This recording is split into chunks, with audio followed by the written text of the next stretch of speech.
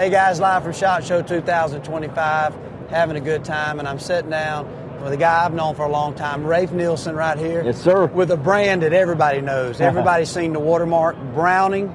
Yep. Man, holy cow, man, you see that sticker and products everywhere, dude. Yeah, well, we try to do a good job with that kind of stuff. It's pretty easy to have my job in marketing when you have a brand that's as good as ours is. Well, it shows you doing your job, man. When you see, I mean, literally on truck windows to anybody and everybody out there, you know, even goofballs like old Tom McMillan from time to time. Exactly. Yeah, Tom. How's he doing? I haven't talked to him a lot. I mean, we text back and forth some, and I know he texted me, him and obviously Gatlin they still getting after it. He shot a really nice deer right at the end of season, you know, with his bow, so he was pretty pumped. Good. He was on a group text, and he was fired up about it. I asked him if he was coming here, and he's like, no, I got to feed the cows. I'm like, dude, I know it, man. He's like Tom's he's like an introvert. If he can stay in Kansas around the farm, he will. I think he does, too. Yeah, I think that's all he does. Absolutely, man. I think he's got electricity and running water, and that's all he really needs. Yeah, perfect. We all need just that. If we can be that simple, we'd all be happier. So exactly. Yeah. Well, Rafe, how many we just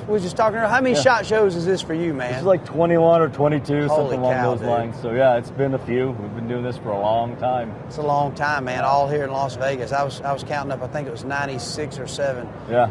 Come to my first one, and it's almost like deja vu, man. It's like, you know, but it's exciting. It is. It's almost you know. I look around and some of my friends, you know, getting older and the products are getting newer. It's like, wait a minute. You know, back in the day, it seemed like all of us, we'd be running around here and we're looking for a little party or something fun to get into after hours. Right. And now we're just sitting there showing pictures maybe of bucks and our kids. Some of us even grandkids. Like I had one of my buddies the other day, he's like, I got grandkids. Like, oh my God. How did we get to this I remember, point? we were going to that club over there and feeling like we could dance like Prince, you know, and then sell guns on the side, like, you know. And now we got grandkids. Yeah, we did. And now you stay up to past about 11 or 12. It's enough. We're limping in here, literally limping into the show. Oh, yes, I know. I know the feeling. So, but it's good. It's good to be a part of an industry that you can have that length of time to be a part of this, right? Like, not everybody else gets to have these opportunities, even if it's one company or but just standardly in the industry. We have this entire industry is built on lifetime of being here in the industry, and it speaks really well to what we do as a community. And people want to be a part of it. They don't want to leave. They're not leaving the hunting world and the shooting world to go enter into tech or golf or some other thing. Like literally, this whole building is full of people who have been in this industry their lifetime because that's their passion. Yes. And like that's a pretty cool thing to be a part of, honestly. It's unbelievable. And another thing that surprises me is you'll see all kind of people from all over the world, some that don't even know English good, and even some of the manufacturers this year. Obviously, everybody knows Browning. When you come to the Browning booth, man, it's warm and fuzzy. Everybody's high-fiving. You get to see the guns. You get to see really just a plethora of products that y'all put together. But it's unbelievable how nice and cool people are. Like, you'll meet a perfect stranger. Right. Next thing you know, it's like, hey, man, we're going to dinner. Y'all should join us. We got an extra, seat. Like, and then you got somebody you met first day, and they become a lifelong friend. There's so many stories like that, and so and some of them might be competitors. Yeah, absolutely. It literally could be a competitor that you get talking to, trade notes on a certain gun, or maybe it's a marketing strategy and how they're attacking social media and who's some good influencers. Next thing you know, it's like, dude, man, let's just go grab a beer. It is crazy how it's a tight enough industry that you can be friendly with your competitors. And we have conversations that are open and honest, and obviously we're not exchanging trade secrets by any means, but we compare notes at least. And talk about who we're working with and what's working for you and what's not working for you. And I don't know that there's a lot of industries that have that kind of collaboration and togetherness. So. And it actually is really refreshing and kind of fun to be a part of. Yeah, it's funny, the word, when you think of business, you think of cutthroat. Yeah. And absolutely, I'm sure there is some vicious cutthroat deals that go down. But for the most part, everything's upfront, transparent. Nobody's trying to beat somebody by just putting down or demeaning the other. It's just like, hey, man, if we beat you, it's because we outperformed you. Yeah. And then the same thing. Yep. You're having a dinner with that guy, like, hey, we got y'all. It's like a football team. Like, we won, bro. It is. It's a lot like that, right? Like, you don't have. When was the last time you saw a negative commercial in our industry hammering the competition? You never see it. It's not like Ford and Chevy or Pepsi and Coke. Like, there's no negative advertising in our industry. Everybody's working together for a common good because it is small. We have to stick together as a group of people, and it's a really cool piece of what we do, honestly. I love 100%. that part. I know Brown has always represented that, and that's why I think 100% there's people with Brown and watermark stickers. Some of those might not even have a Browning gun. It's true. They might not even have a pile of Browning product. Yeah. Most do, I would say. It's hard not to if you grew up hunting and fishing and you don't have an old, legacy Browning shotgun or something in your repertoire. But I think that's what that brand stands for. It almost says, I'm an outdoorsman. Yep. I'm a hunter. Yes. And so to get that type of legacy, you had to do something right.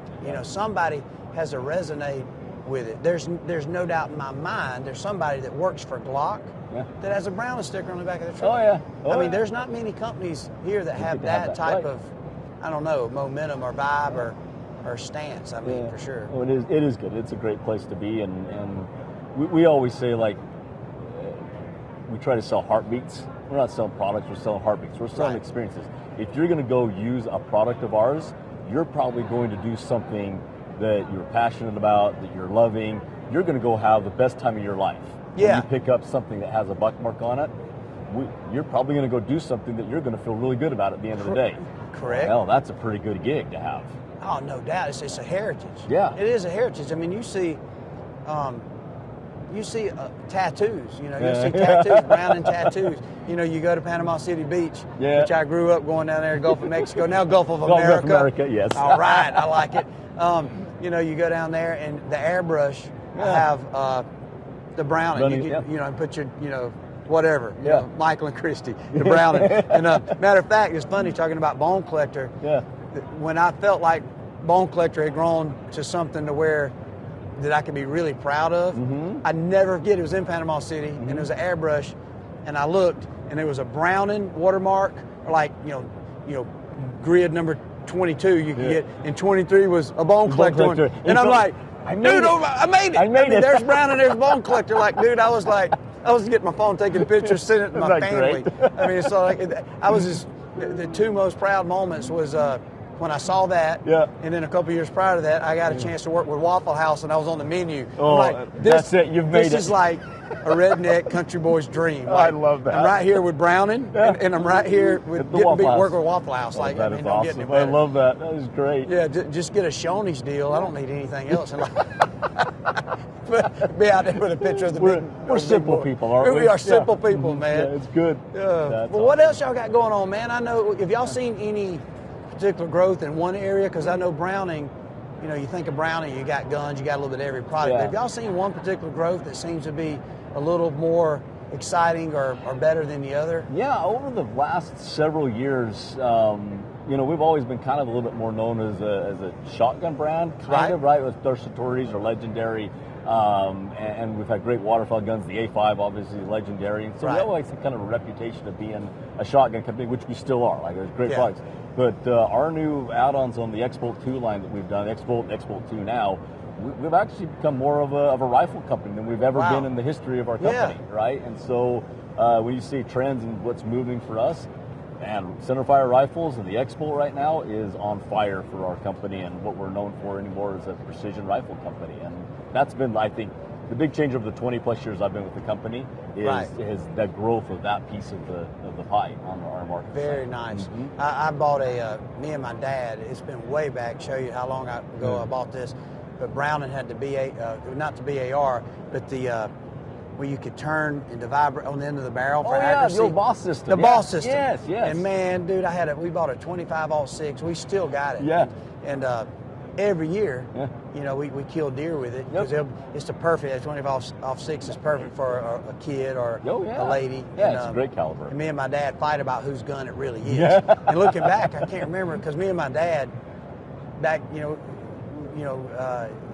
we bought all our hunting stuff together. So he was my dad. He was the guy to whoop my butt. Yeah. But when we went hunting or went to a Buckarama or a sporting goods store, sometimes we'd pool our money together. Like I got $50, I got $100, and my dad like, all right, well, I'll cover the rest, $700, And I'd have $100 invested in it. Maybe I just bought the mounts and helped get it bore sighted. Yeah. So there's always these arguments with my dad. Whose is this gun? And I had that conversation. Dad, he had let somebody have that old Browning to shoot it. I said, when you can get our gun back? He said, our guns. That's my gun. Yeah. I like, dude, I think I got $100 in that. You know, like, well, hell, that ain't no money. I got the rest of it. I done got the scope on it. And so we're arguing about that old Browning, you know, the 25-06 with the ball system on it. Oh, that's funny. I do the same thing. My dad would call me every once in a while, like, hey, where is my, and whatever it is, my Satori, my BPS, whatever it was, because I've shot Brownings my entire life as a kid. Yeah. I'm like, well, I got it at my house. He's like, how did you get it at your place? I'm like, it's my inheritance at this point in time. Stop asking for it. That's mine and my dad's story. And mine even gets even bigger. I had bought like a track loader, like an old big used Caterpillar track loader. Because, I mean, who lives in country don't want a bulldozer or something? Yeah, you got to have And, dude, I'll go out there like, I'll be gone, like, you know, we've been gone for a week here. I'll come home from a trip, I'm like, man, I'm going to go push some roads or dig a tank or just, I don't know, just ride around on my bulldozer. Like, tell my wife, Christy, where's my bulldozer? And they're like, I don't know. And then I'm like, oh, my God, how do you steal a bulldozer? Yeah. And then finally I call my dad, like, Dad, my bulldozer is not in the barn. Yeah, I had Skillet. There's a guy named Skillet's got a flatbed truck, you know, like a lowboy. Yeah. I had Skillet. I paid him to bring it over here. I'm messing with my pond dam. I'm like, that's my bulldozer, Dad. I was going to ride it today. I'm leaving tomorrow. Yeah. But, you know. Isn't it nice that we flip the roles and now our parents are stealing our stuff? They're stealing ours. Yeah, no doubt, man. Have the same problem. Oh, goodness, no doubt, dude. It's funny. Yeah. Same deal. Same deal on our side, too. Right on, good. man. Yeah. How was the soft goods stuff doing? I know y'all got a line of clothes. Yeah, we do clothes and knives and lights and flashlights and got a whole bunch of licensee goods as well. Right, yeah. There's the T-shirts and hats and trail cameras is a big piece of our business as well, and even the ammunition side. So all of the things that are not a gun stuff is great branding for us. It's great business. We really, it's an important part of our entire. We've been in those businesses almost from the beginning. Like, we're obviously a firearms company, always will be. You look back on our history, and it's really funny to talk about, but we've been into camping, biking, golf, tennis. At one point in time, and people don't know this, is that we built pole vaulting poles. And we held records in the Olympics and world records in pole vaulting. Absolutely. So every year when we do the Olympics, we'll always do posts on our Instagram page. You go back and look, we'll post the old ads that we ran for Browning pole vaults that had a whole line list of all of our world records that we broke in pole vaulting. That's unbelievable. Yeah. It's funny because I don't know if there's a more diverse company, because I had a Browning Mirage bow, compound bow. Yep. And there was a time, I'm not sure y'all in that market anymore, but there was a time, if you didn't have that Browning Mirage or some of those bows that Browning was manufacturing, even before then, I remember my dad had a Browning bow, like a big wooden riser. And it's one of the first compounds I'd seen, even though I know Allen, you know, and Fred Bear had some compounds and stuff. But Browning, in my mind, it was like right in there with a Hoyt in a Bear bow. And I bought a Browning Mirage. Heck, it would have been 90, had to been 90, 91 maybe. Yeah. Dude, that thing was so cool and fly, I could pick up women with it. You know what I mean? That's like, I got to literally hang it in the back truck window. So, yeah, I don't think there's a company as diverse as what you guys have done, because you're everywhere. But it kind of started with the Browning manufacturing and those shotguns. I mean, that's what you still know, but now you're in pretty much everything. And pistols, y'all had everything. Yeah, we still have pistols and everything. And that is the one thing, like, even though we've gotten out of archery business a little bit and kind of consolidated into how the market trends go and stuff, we still look at it and you go, there's not a lot of companies out there that even within the firearms segment has this broad of a base as we do, right? So we do have handguns. We've got, there's 3 different models we're building of centerfire rifles, X-Bolt, X-Bolt 2, and the AB3. We've got 2 auto-loading shotguns with the Maxis and the A5. We've got 3 over and under shotguns, Satori 825 and Synergy. We have lever action guns. We have auto-loading centerfires. And so there's not a lot of companies that have the breadth of line that we do as in totality, and we still do really good at all of them. We're, you know, you always say jack of all trades, master of none, but like we look at it and go, we pretty much are pretty good in all these categories. We feel pretty good about all those jack things. of all trades and kind of master of all the trades. No doubt. So it's really fun to be able to go and have so much diversity and variety of talk to people. If they want something, we probably have it. We do have it to absolutely fit those niches, right? And so we're not just single focused. We don't just do one thing well. We do a lot of things really, really well, and we hang our hat on it. We're pretty proud of that. Yeah, I mean, in a way, and I think a lot of it was strategic, Browning is kind of the Nike of the outdoor space. You think about Nike, you can go buy a shirt, you got shoes, you obviously got from sunglasses to whatever, and Brown has certainly done that. But y'all been really good about picking those partners, whether it's a licensed partner or John Deere's another example. John Deere made great tractors, but there's John Deere memorabilia and just different things. And Browning that's what I think of Browning is like, you think of quality, but it's amazing what y'all been able to accomplish. But in that, what are some of the more challenging things to do from your position in marketing and just, because obviously I was just talking to another guy and it never stops. Back in the day, it seemed like because I always worked in television shows, whether we were working together or you were talking to McMillan and your guys you're working with, we had a little time to relax. We had a new product. You get it out there and say, okay, let's get some assets, if that's the big word, get some hunts with it, go get some videos, produce some things, and then we could launch them. But now it's like, what's happening now, you and I are responsible to get it out at that moment. At that minute. At that minute. It's funny you asked that question because I just had this conversation in the booth. I'm jealous of companies who get to introduce a product, right? Because you put all your efforts into that. We counted over there, I think we launched 28 new models of the Expo 2. Holy cow. And I go, how in the world am I ever supposed to message out 28 models of these things? And so we'll figure a way. When you say the hardest part of my job, that honestly is. Because there is so much to talk about. You only have so much bandwidth in space and time and people's attention. And so honestly, that is the toughest part of the job is how do you cover all that we have to cover. Right. That's a lot of launches to cover. That's a specific technical product. Doesn't even count the flashlights or maybe a T-shirt line that's going to be an Academy. Doesn't even count the shotguns that we did on top of all that, right? So so when you say trail camera, all the stuff, all of it. So when you say the hardest, that's the hardest. There's just a lot. So what you're saying about the time you focus and start feeling good about this, all of a sudden somebody taps on your shoulder, like, hey, where are we at?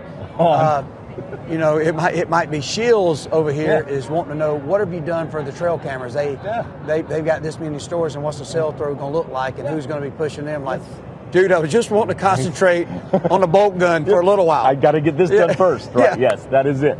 That's the world we live in. So it is amazing. And it's instantaneous. You got so much social media where it's not like you're buying print ads that are going to run 4 months from now or trying to buy newspaper stuff, and it's instant. You got to have it out now in their faces, and so it's on demand almost anymore. Yeah, you don't think about it from a standpoint of where you sit in the VP of marketing.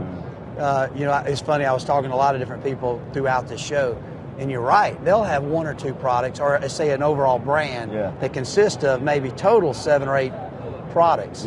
It's insane the amount of, there's a lot of energy.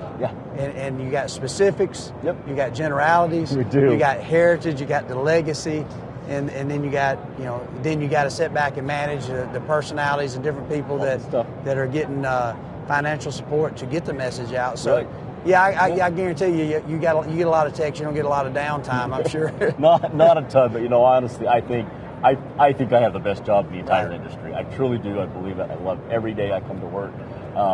And I do. I think I work for the best company and I have the best job in the company and the industry, and I'm lucky to do it. So if that's what it takes, is to be on the grind every day to do it, I'm happy to do it because I thoroughly just love doing it. Well, you've done a good job. You've been there a long time, and I'm glad to be able to consider you a friend, and we got mutual friends, and man, you've always been those guys that do what you say, and you've done a hell of a job of working for a good company, but also you've been just a good dude to have in the space, I think that's what's been cool for me this whole SHOT Show is sitting down with people that I respect and seeing just really all of our kind of success, but also we can sit here together and have our little whining moments like, man, I'm so tired, whatever. And then, like I say, then you're playing to that. At the same time we're whining, we're having a few beers and maybe smoking a cigar, trying to play slots. Next thing, like, it's 12 o'clock. And now we're tired. And then we're going into a meeting in the morning trying to figure out that. But overall, man, you're right. We've been blessed. We're very blessed. It's awesome. It's awesome what we get to do.